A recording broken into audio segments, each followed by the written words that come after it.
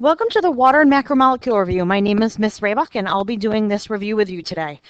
What we're going to start with is water. Water is an inorganic molecule, which means for our purposes in Biology 1 that it does not contain carbon and hydrogen. We also say that water is a polar molecule, which means that it acts like a magnet's poles. It's going to have a positive end and a negative end, just like a magnet. This has to do with the unequal sharing of electrons. The oxygen becomes slightly negative and the hydrogen is going to become slightly positive. Because of this property of water, that water is polar and opposites attract, they form something called hydrogen bonds. Hydrogen bonds occur when the oxygen from one molecule is attracted to the hydrogen of another water molecule. We all know opposites attract, so the water molecules like to act like a magnet and stick together.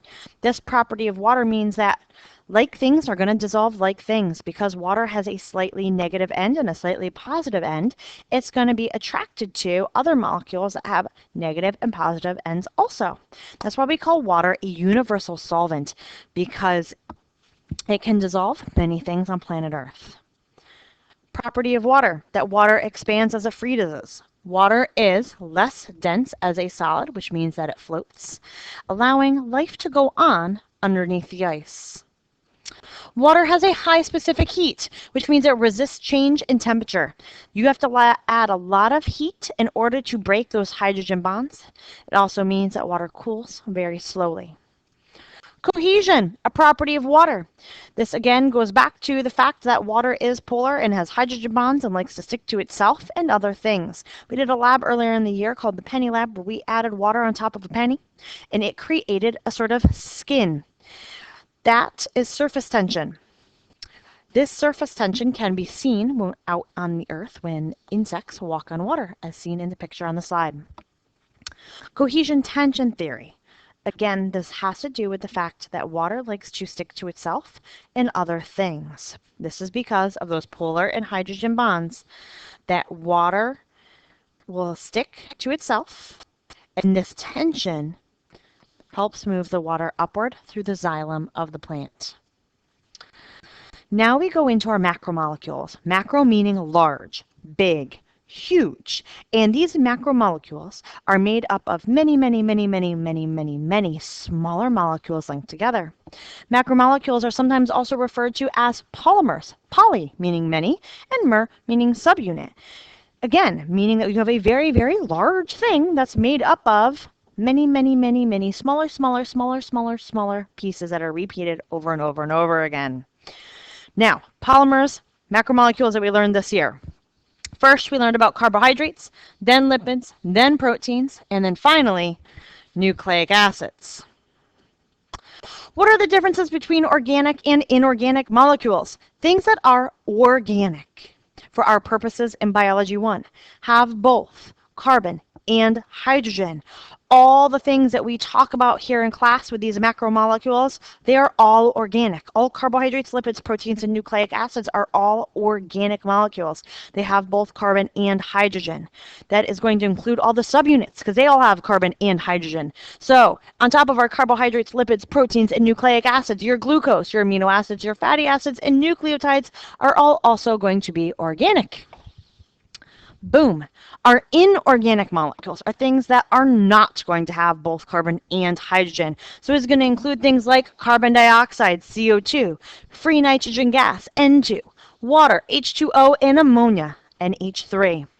And as we're going through all these reviews, I want you guys thinking about making connections. And so we can make connections about inorganic molecules and organic molecules through the process of photosynthesis. Why? Because it is a process that takes in the inorganic molecules of carbon dioxide, the inorganic molecule of water, and makes an organic molecule made of glucose.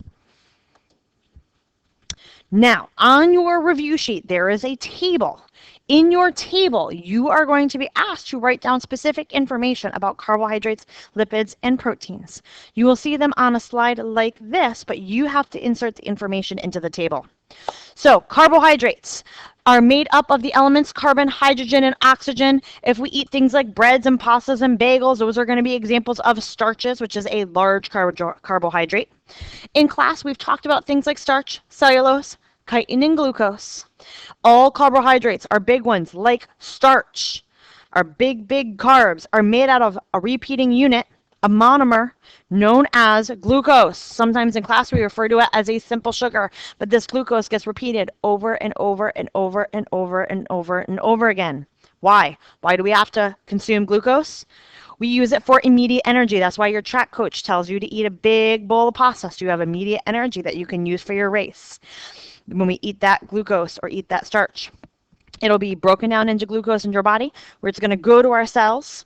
It's going to go through our cell membrane. It's going to get brought to the mitochondria, where the mitochondria is going to break that apart and store the energy into a molecule of ATP. Now, common carbohydrates that we've talked about here in class. One being starch. We love to use the example of starch. How do plants store all their extra sugars? They store it in starch. It is a large carbohydrate. When we consume bagels, pasta, potatoes, that is going to get broken down, digested into simple sugars or glucose. Cellulose is a type of large carbohydrate that is found in the cell wall of plants. Chitin is a large carbohydrate that is found in the cell walls in fungi, and it's also found in the exoskeleton of animals like lobsters. Moving on to lipids. Lipids still have the same elements, carbon, hydrogen, oxygen. Our examples are going to be the phospholipid bilayer, the cell membrane, the plasma membrane. What is going to make up our lipids? That is going to be 3 fatty acids and a glycerol. Ms. Raybuck, why do we have to use lipids? We use it as a long-term energy source, and most importantly, our cell membrane. Facts about the cell membrane as we're making connections. Fats make up the cell membrane. Lipids make up the cell membrane. Every cell has a cell membrane. So whether we're talking about a bacteria, a protist, a fungi, a plant, or an animal, we are talking about that every single one of those cells has a cell membrane. Why? Cell membranes help regulate homeostasis, keeping our cells and our bodies stable, the same, equilibrium. And so it does that by allowing some things to pass into it and other things to pass out. It is very selective about those things, and that's why we say that the cell membrane is semi-permeable. Important fact about lipids is that they do not mix with water. Nope, it's not because density. It is because lipids are nonpolar and water is polar. Remember that like dissolves like. Water can only dissolve things that are polar. It cannot dissolve things that are nonpolar, like lipids. So, lipids do not mix with water because of polarity. This property allows the cell membrane to be a boundary between the cell and its environment. Next up is proteins. Our distinguishing element in proteins is going to be the element nitrogen. It has the elements carbon, hydrogen, oxygen, and like I said, nitrogen is going to be our distinguishing element. Examples of proteins that we've heard about in class. Our big ones are things like hormones, antibodies, and enzymes. Those are examples that we've talked about here in class. You may have also heard me talk about things like collagen, keratin, and melanin. Remember that most things in our body are a protein. So if you're asked on an exam on the EOC, it's going to say to you, what might this molecule mean? Most likely, it's going to be a protein.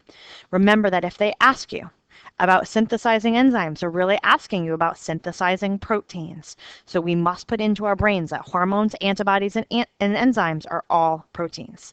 Now, proteins are made out of the building block subunit monomer, amino acids. We have 20 essential amino acids, and those can be put in any sequence. That sequence of amino acids is going to be really important. So those 20 amino acids are going to get repeated over and over again, but they could be in a different order or different sequence, and that's what makes protein special. Uses.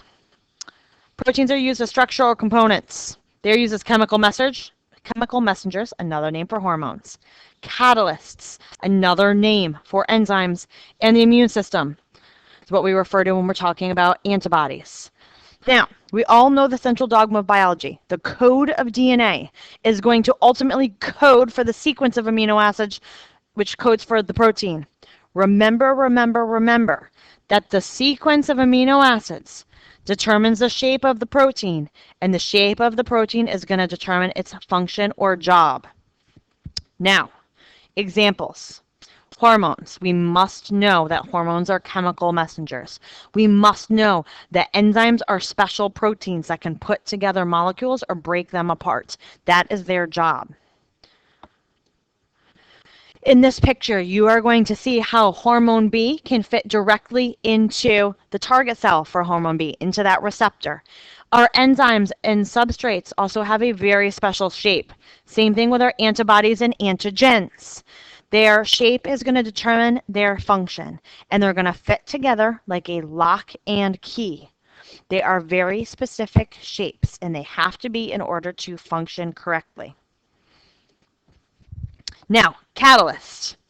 A catalyst is another name for an enzyme, which means that it's a substance that can affect the rate of chemical reactions. An enzyme is going to propel a reaction forward. I like to think of enzymes as assembly line workers. They are going to go to their job, and they are going to stand at their space in the assembly line all day long, and they're going to keep putting something together because that is their job. So they are going to stand there, and they're going to keep doing it over and over and over again.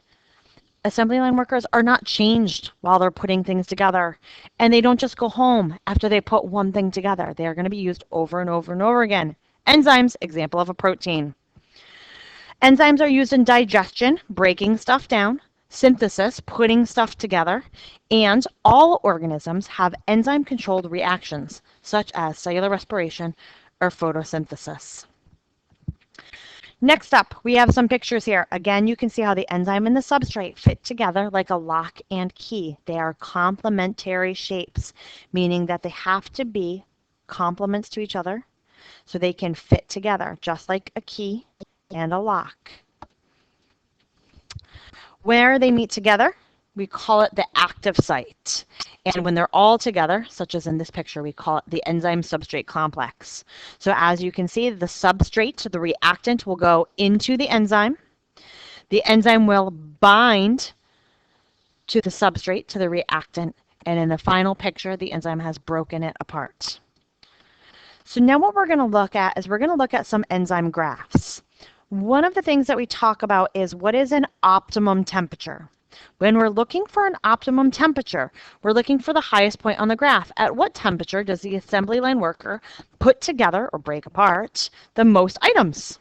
And in this case, it would be at 38 degrees Celsius. We're looking for the highest point on the graph. After 38 degrees Celsius, it gets too hot. Like putting a piece of plastic in the dishwasher that isn't dishwasher safe, and it warps and it deforms. And when we change that protein shape, it can't do its job anymore, and that is something we refer to as being denatured. Review of pH scale really quickly. Acids are on the left side. They come first, with neutral at 7 and bases all the way to the right. So now when we look at pH, again, optimum is going to be the highest point of the graph. And in this case, the optimum pH for this enzyme is 7. That means that it is going to be neutral. Its optimum pH, the pH where this enzyme, this assembly line worker, can put together the most items or break them apart, is at 7, which happens to be neutral. And what I want to go to is this right here. In this case, we're going to take a look at the enzyme pepsin. Pepsin, its highest point of the graph is at 3. This side is acidic. Trypsin, this other one, has a pH of 8. 8 is basic because it's on the other side of that number 7. So pepsin works best at a 3 in an acidic environment, and that happens to be the stomach, because we have all that stomach acid. Trypsin functions best at an 8, which is basic. The last group that we're going to put up here, the last little piece to fill in your table, is about nucleic acids. They have the elements carbon, hydrogen, oxygen, nitrogen, and phosphorus. Our examples are DNA and RNA. Our building block is the nucleotide, and I kind of remember it because nucleotide, nucleic acids, sounds like nucleus, and that's where the DNA lives. And what are the uses of this? Very important. DNA controls the cell. It controls the synthesis of proteins, the synthesis of enzymes, the synthesis of hormones. and it contains all of our hereditary information. That is information that can be passed down from generation to generation. I hope you enjoyed this review, and I hope you enjoy all the rest of the biology review videos. Good luck on your EOC, and have a great summer.